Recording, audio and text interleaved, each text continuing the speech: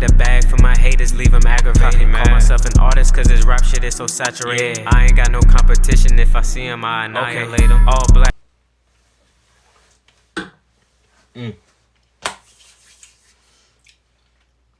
Welcome back to another Trauma Fake podcast episode. Alright. For those of you who don't know who I am, alright, I go by Sir Charm, aka Charm.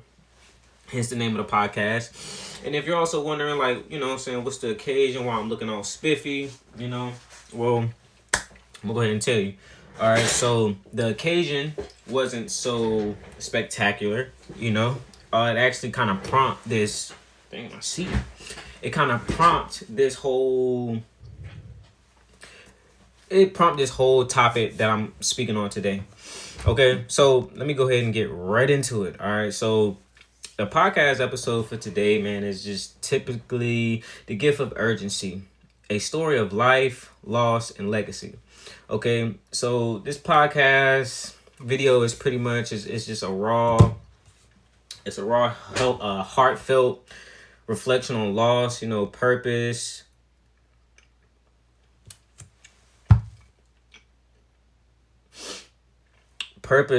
and a powerful lesson that can arise from grief. You know, in this episode, I'm definitely going to explore how a passing of a loved one can be a profound wake-up call, you know, urging us to like pretty much just reevaluate our lives, man, and like to make the most of every single moment.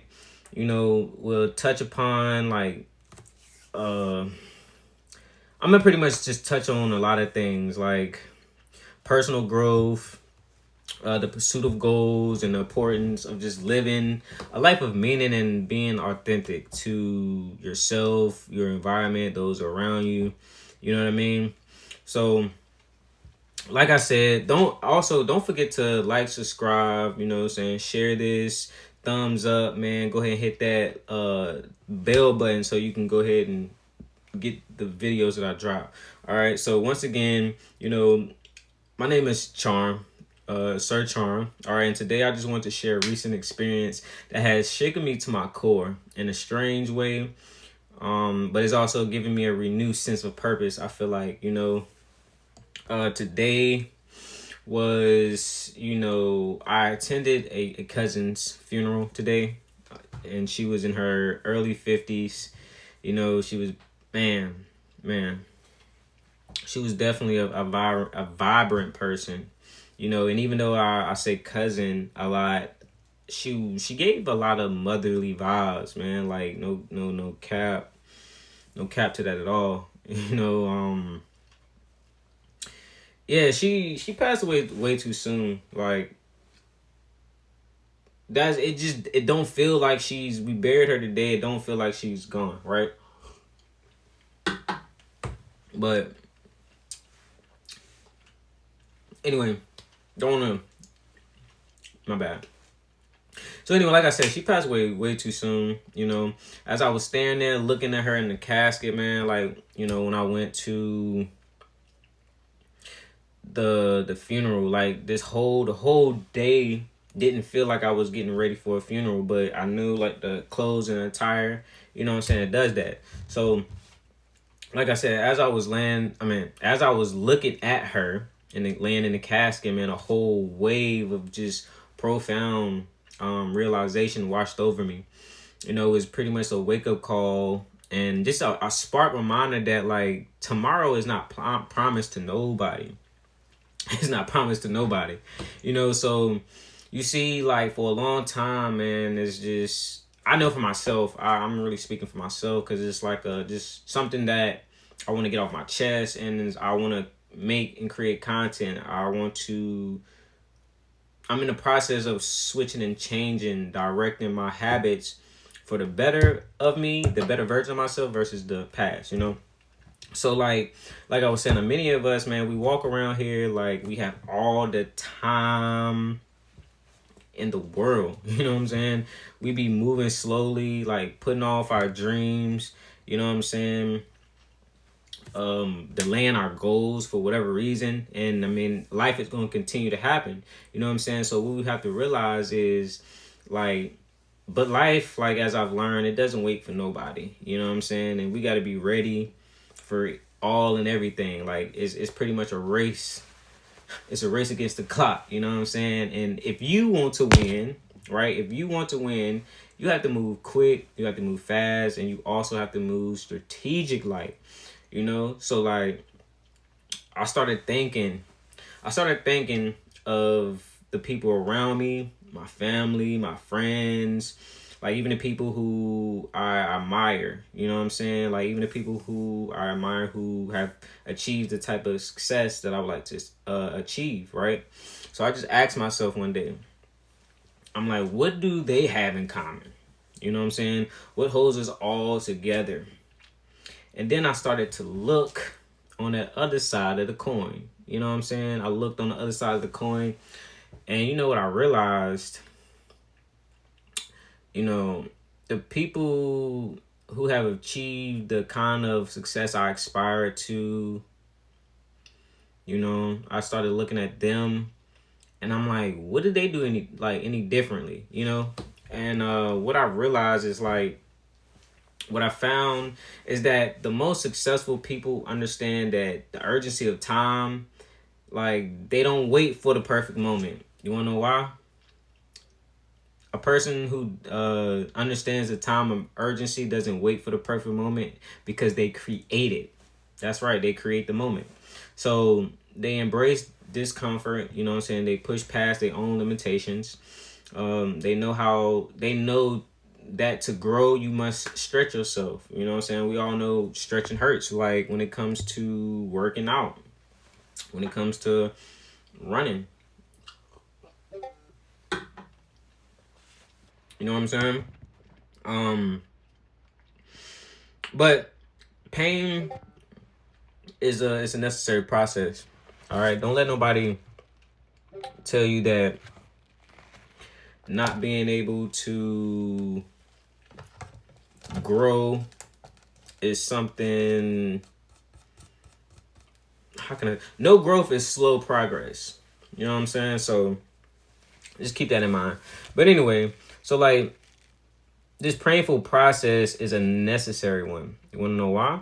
Because when you undergo, you know, painful stuff, it forces you to grow.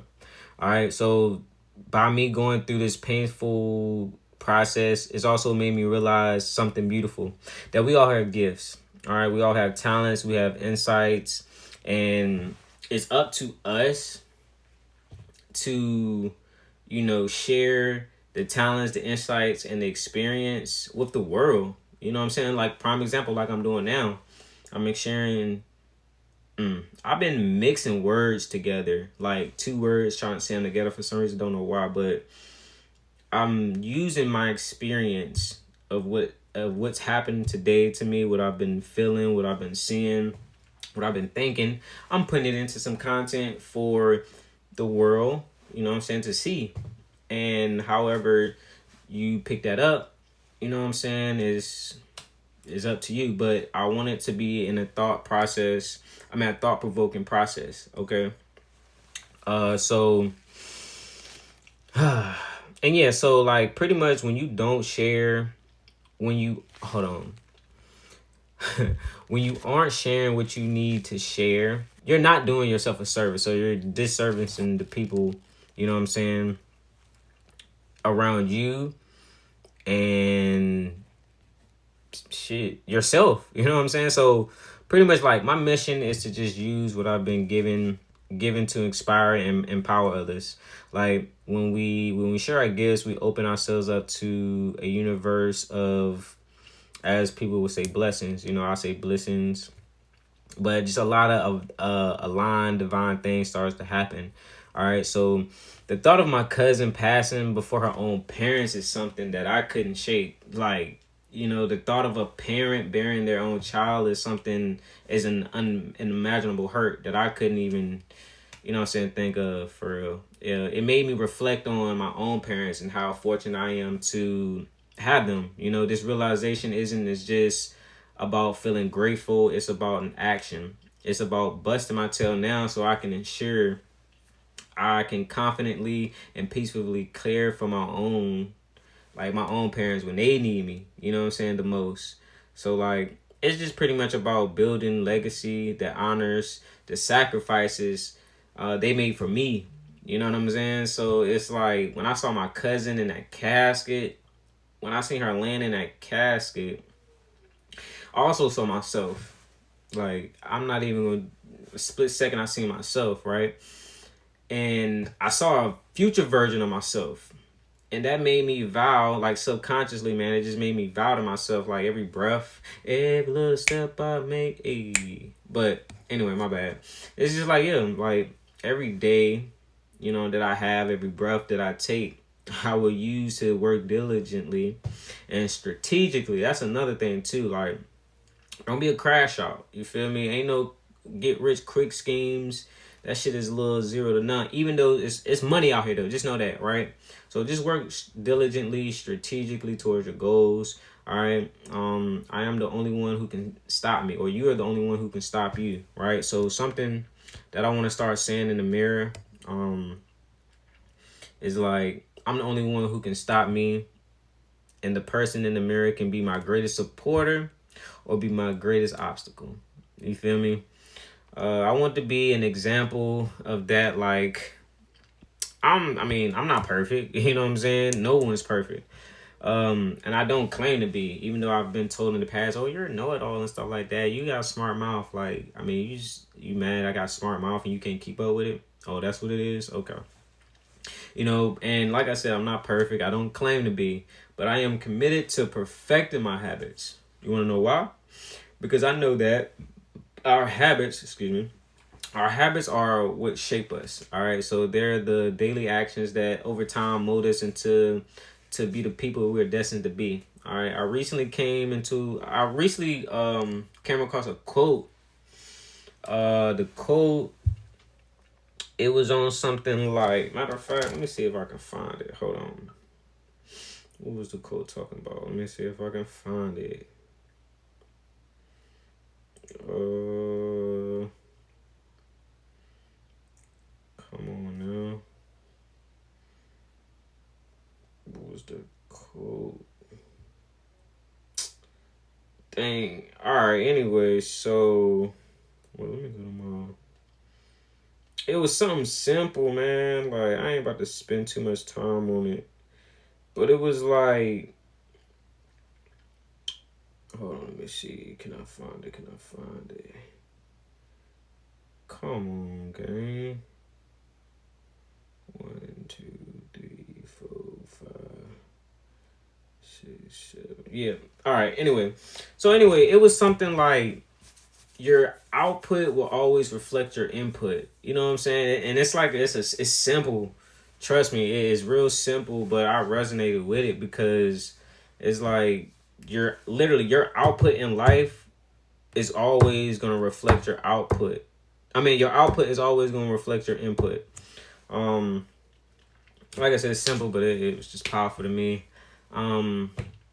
What you put into life is what's always gonna come back. Like I don't know what else to say. It's like literally it's the law of what is it, reciprocity or something like that. So but yeah, man, so like if you're still listening to this, I just want you to ask yourself, right? What are you living?